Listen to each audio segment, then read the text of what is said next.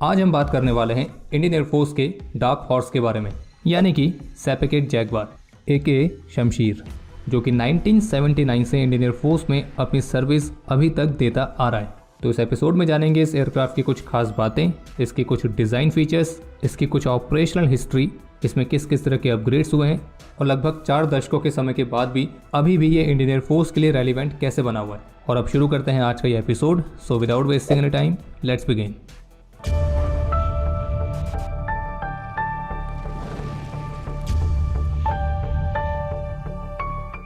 सैपेकेट Jaguar swept wing twin engine attack aircraft है, और जो ये सैपेकेट जैगवार है ये फ्रांस के ब्रिगेड एविएशन और यूके की ब्रिटिश एयरक्राफ्ट कॉर्पोरेशन, तो इन दोनों कंपनीज के जॉइंट वेंचर का प्रोडक्ट है। और इसका जो डेवलपमेंट है वो अर्ली 1960s में शुरू हुआ था, जब रॉयल एयरफोर्स को एक सुपरसोनिक ट्रेनर की रिक्वायरमेंट थी और जो फ्रेंच एयरफोर्स थी वो अपने पुराने हो रहे ग्राउंड अटैक एयरक्राफ्ट की फ्लीट के रिप्लेसमेंट को ढूंढ रही थी। और ये दोनों देशों के एयरफोर्सेज एक ऐसा नया एयरक्राफ्ट चाहती थी जो वर्सेटाइल हो, अफोर्डेबल हो और उसको मेंटेन करना भी आसान हो। और फिर 1966 में फ्रांस की ब्रिगेड एविएशन और यूके की बीएसी यानी कि ब्रिटिश एयरक्राफ्ट कॉर्पोरेशन ने एक जॉइंट वेंचर बनाया, इसे नाम दिया गया सैपेकेट। और फिर इसी जॉइंट वेंचर ने प्रोड्यूस किया जैगवार फाइटर एयरक्राफ्ट। जैगवार का जो प्रोटोटाइप था उसने अपनी उड़ान 1968 में भरी थी और ये एयरक्राफ्ट 1972 में रॉयल एयरफोर्स की सर्विस में शामिल हुए थे।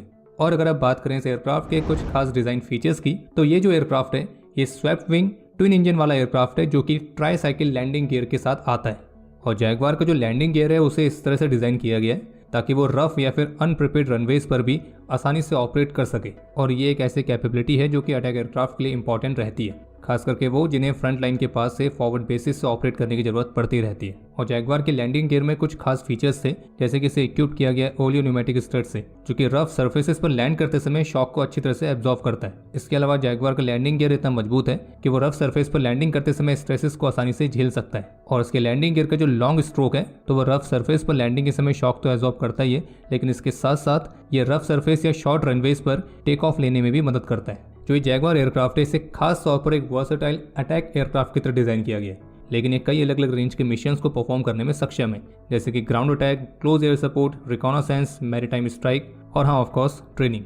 लेकिन इसे क्लोज एयर सपोर्ट के लिए काफी ज्यादा सुटेबल माना जाता है, और उसका कारण यह है कि ग्राउंड फोर्सेस को सपोर्ट देने के लिए काफी लो और स्लो फ्लाई करने में सक्षम है। अगर बात करें इस एयरक्राफ्ट की कुछ जनरल स्पेसिफिकेशंस की, तो जो जैगवार एयरक्राफ्ट है वो 15 टन तक के वेट को कैरी करने में सक्षम है और ये अपने इंटरनल फ्यूल टैंक्स के साथ 850 किलोमीटर की दूरी तक उड़ान भर सकता है। वहीं अगर आप इसमें एक्सटर्नल फ्यूल टैंक लगाते हैं तो इसकी कॉम्बैट रेंज 1400 किलोमीटर तक बढ़ जाती है। ये जो एयरक्राफ्ट है ये 8G मैनूवर्स को परफॉर्म कर सकता है और इसकी मैक्सिमम सर्विस सीलिंग है 46,000 फीट।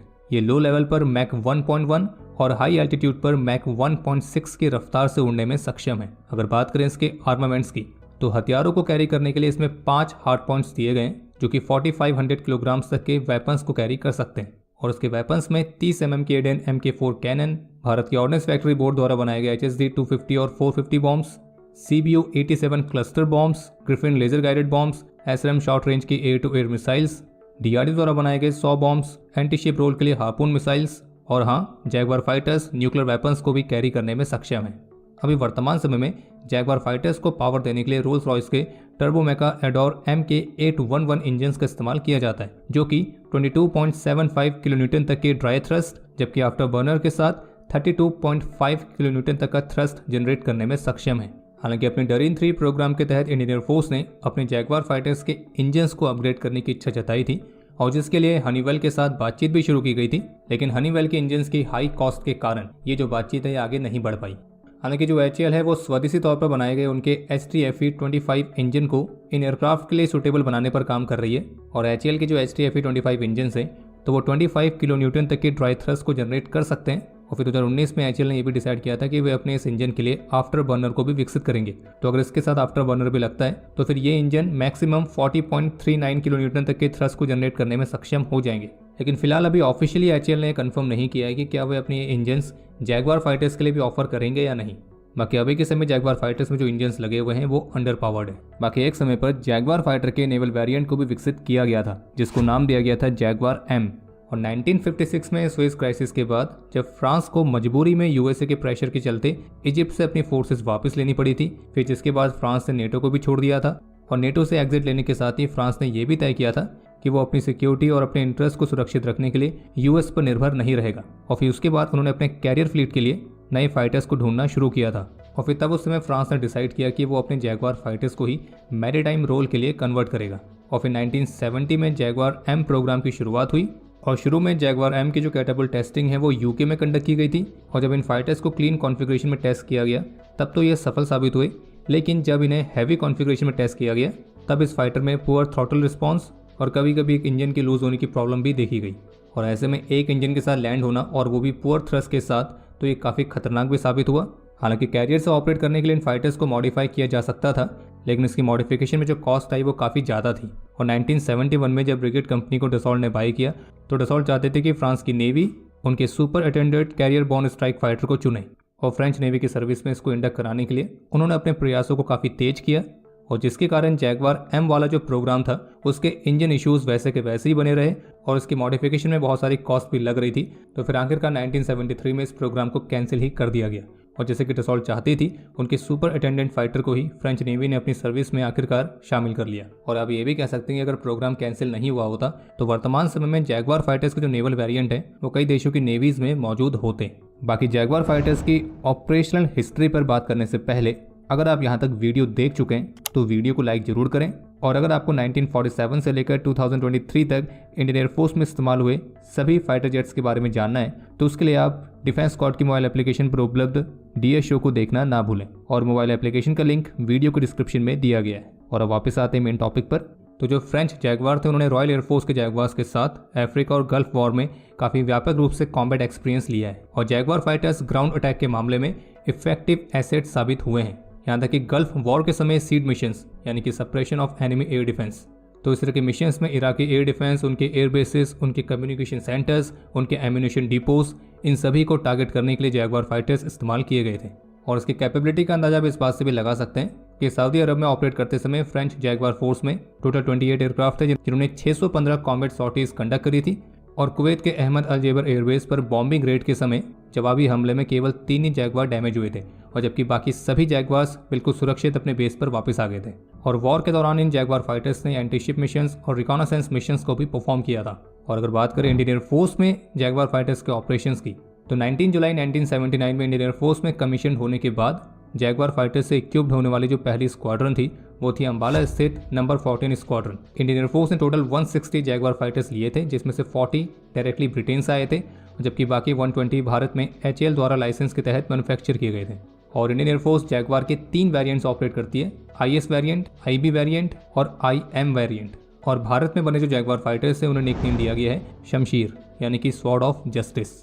और वर्तमान समय में इंडियन एयरफोर्स करीब 6 स्क्वाड्रंस के साथ 120 जैगवार्स को ऑपरेट कर रही है, जिसमें नंबर 5 स्क्वाड्रन जो कि टस्कर्स के नाम से जानी जाती है, नंबर 14 स्क्वाड्रन जो कि बुल्स के नाम से जानी जाती है, नंबर 6 स्क्वाड्रन जो कि ड्रैगन्स के नाम से जानी जाती है, और इसमें IM वेरिएंट यानी कि मैरीटाइम वेरिएंट इस्तेमाल होते हैं। इसके अलावा नंबर 16 स्क्वाड्रन जो कि ब्लैक कोबरास के नाम से जानी जाती है, नंबर 27 स्क्वाड्रन जो कि फ्लेमिंग एरोस के नाम से जानी जाती है, और नंबर 224 स्क्वाड्रन जो कि वॉर लॉर्ड्स के नाम से जानी जाती है। और श्रीलंका में ऑपरेशन पवन के दौरान रिकॉनासेंस मिशन सपोर्ट में, और फिर उसके बाद कारगिल युद्ध में ऑपरेशन सफेद सागर में भी इन जैगवार फाइटर्स ने अपनी महत्वपूर्ण भूमिका निभाई है।